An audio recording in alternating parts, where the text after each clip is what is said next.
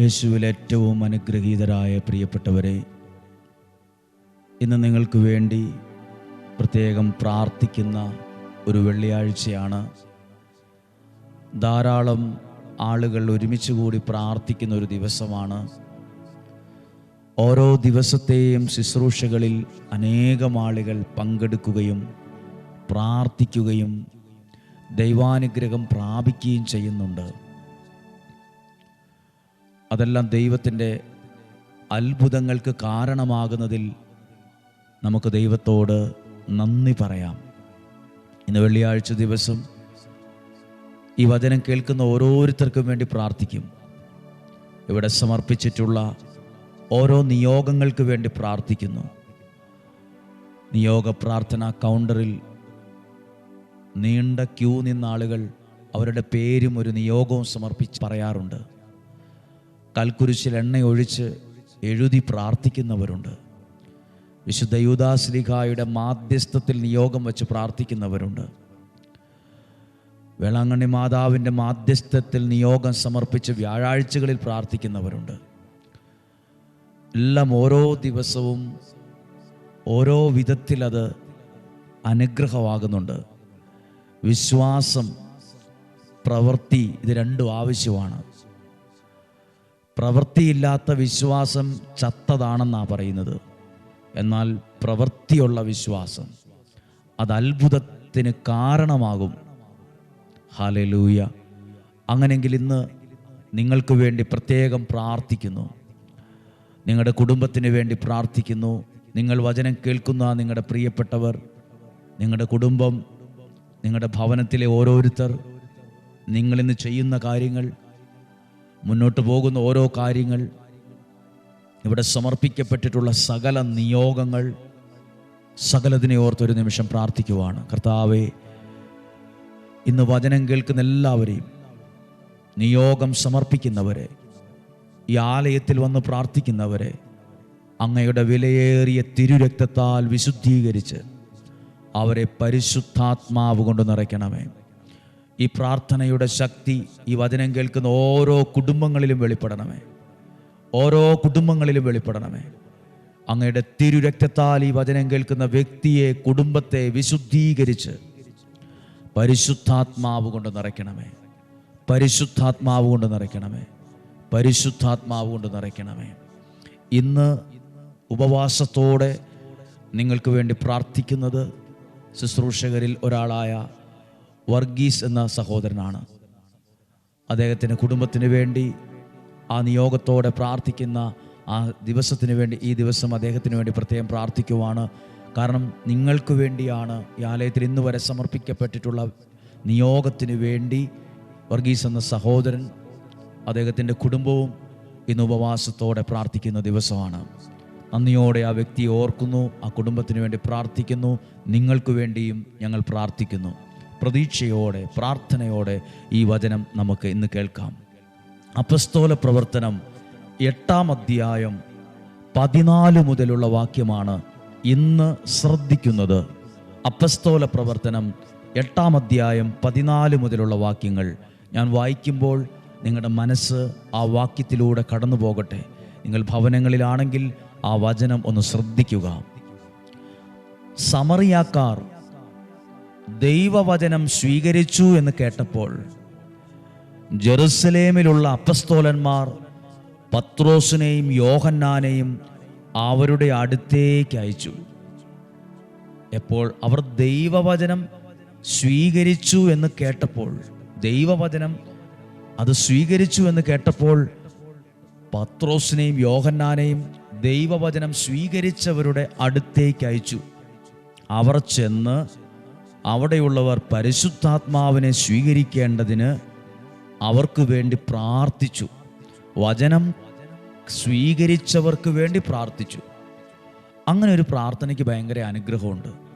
വചനം സ്വീകരിച്ച് ആ സ്വീകരിച്ചവർക്ക് വേണ്ടി പ്രാർത്ഥിക്കുമ്പോൾ അവർ അനുഗ്രഹിക്കപ്പെടുന്നത് കാണാൻ പറ്റും.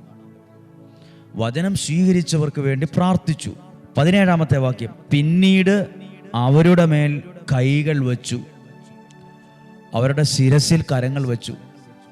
എപ്പോൾ വചനം കേട്ട് വചനത്തെ സ്വീകരിച്ചതിന് ശേഷം അവരുടെ മേൽ കൈകൾ വെച്ച് പ്രാർത്ഥിച്ചു. അപ്പസ്തോലന്മാരുടെ കൈവപ്പ് വഴി പരിശുദ്ധാത്മാവ് നൽകപ്പെട്ടത് കണ്ടപ്പോൾ, അപ്പോൾ ഇങ്ങനെ വചനം സ്വീകരിച്ചവർക്ക് വേണ്ടി ദൈവനിയോഗത്തോടെ കരങ്ങൾ വച്ചപ്പോൾ എന്ത് കണ്ടു? ആരുടെ മേലാണോ കൈകൾ വെച്ചത്, ആ കൈകൾ വെച്ചപ്പോൾ അവരിൽ നിന്നൊരു ശക്തമായ അനുഗ്രഹം പകരപ്പെടുന്നത് കണ്ടപ്പോൾ. അപ്പോൾ കാണാൻ പാകത്തിനൊരാൾ അനുഗ്രഹിക്കപ്പെടും എപ്പോൾ? ദൈവവചനത്തെ സ്വീകരിക്കുമ്പോൾ. നിങ്ങൾ ഭവനങ്ങളിലിരുന്ന് ഈ വചനം വായിക്കണം. വളരെ പതുക്കെ ഇത് പറഞ്ഞത് ഈ വചനം സ്വീകരിക്കുന്നതിൻ്റെ മഹത്വമാണ്.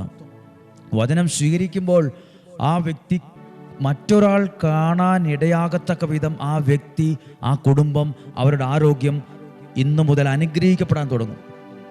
എഴുതിയിട്ടുള്ള വാക്കാണ്, അനുഗ്രഹം സ്വീകരിച്ചത് കണ്ടപ്പോൾ ഉടനെ ഒരാൾ പ്രത്യക്ഷപ്പെട്ടു. ശിമയോൻ കുറച്ച് പൈസയായിട്ട് വരുവാണ്. ശിമയോൻ അവർക്ക് പണം നൽകിക്കൊണ്ട് പറഞ്ഞു, ഞാനും ആരുടെ മേൽ കൈകൾ വച്ചാലും പരിശുദ്ധാത്മാവിനെ ലഭിക്കത്തക്ക വിധം അവർക്ക് എനിക്കും ഈ ശക്തി തരണം. അപ്പൊ ശിമയോൻ എന്തു കണ്ടു? വചനം സ്വീകരിച്ചവർ അനുഗ്രഹിക്കപ്പെടുന്നത് കണ്ടു. ഈ ആലയത്തിൽ ഞാനും കണ്ട ഒരു കാര്യമാണ്, വചനം സ്വീകരിച്ചവർ, അതിലൂടെ ഒരു നിയോഗത്തിൽ പ്രാർത്ഥിച്ചവർ വിവിധ രാജ്യങ്ങളിൽ, ദേശങ്ങളിൽ അനുഗ്രഹിക്കപ്പെടുന്നത് കാണാൻ തുടങ്ങിയിട്ടുണ്ട്. അതാണ് ഈ ആലയത്തിൻ്റെ പ്രത്യേകത. ഈ ആലയത്തിൽ മറ്റു വ്യക്തികൾക്കല്ല പ്രാധാന്യം.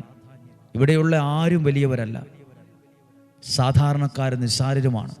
പക്ഷേ ദൈവത്തിൻ്റെ വചനം നിയോഗത്തിൽ പറയുമ്പോൾ അത് വിശ്വാസത്തോടെ സ്വീകരിക്കുന്നു. സ്വീകരിച്ചതിന് ശേഷം, ശുശ്രൂഷകൾക്ക് ശേഷം പ്രിയപ്പെട്ട വൈദികർ അവരുടെ ശിരസിൽ കരങ്ങൾ വെച്ച് പ്രാർത്ഥിക്കും. ആ പ്രാർത്ഥനയിലൂടെ അനുഗ്രഹം പകരപ്പെടുന്നത് കാണാൻ പറ്റും.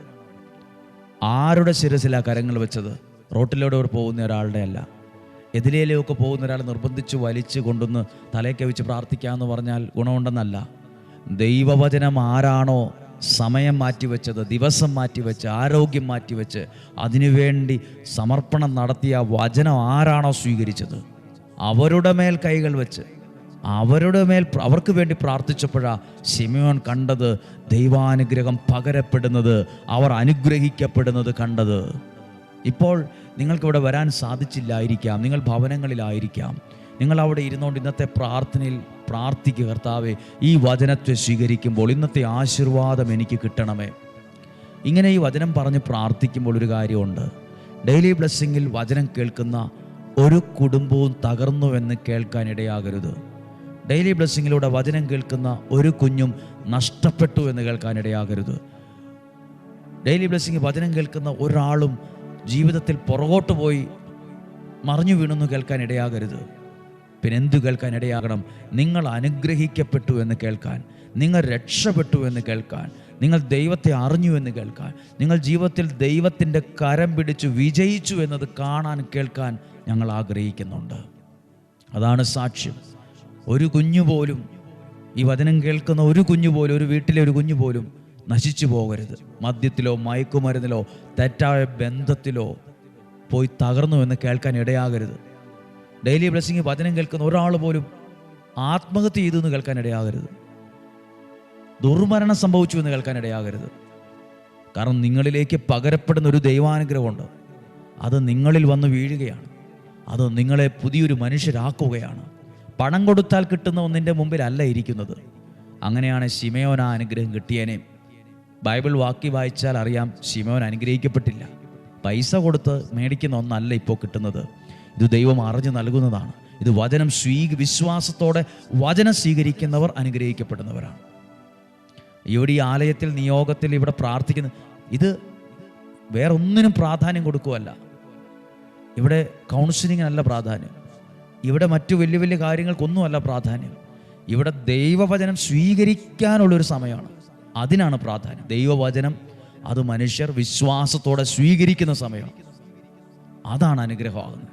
അവിടെയാണ് അനുഗ്രഹിക്കപ്പെടുന്നത് കാണാനിടയാകുന്നത്. ഇന്നത്തെ ദിവസം നിങ്ങൾക്ക് വേണ്ടി പ്രാർത്ഥിക്കുന്നു. ഉപവാസം എടുത്ത് പ്രാർത്ഥിക്കുന്ന സഹോദരന് വേണ്ടി പ്രാർത്ഥിക്കുന്നു. നിങ്ങളുടെ മേൽ കരങ്ങളെ ഉയർത്തി ഇപ്പോൾ ആശീർവാദം നൽകി പ്രാർത്ഥിക്കുവാണ്. ഈ നല്ല ദിവസത്തിന് വേണ്ടി പ്രാർത്ഥിക്കുന്നു. ഈ വചനമൊക്കെ സാധ്യമായ എല്ലാവർക്കും അയച്ചു കൊടുക്കണം. ഇഷ്ടപ്പെട്ടാലും ഇഷ്ടപ്പെട്ടില്ലെങ്കിലും അസൂയയില്ലാതെ അയച്ചു കൊടുക്കണം. കാരണം ഈ വചനം ഒത്തിരി ചിന്തിക്കാനുണ്ട്, മനസ്സിലാക്കാനുണ്ട്, പഠിക്കാനുണ്ട്.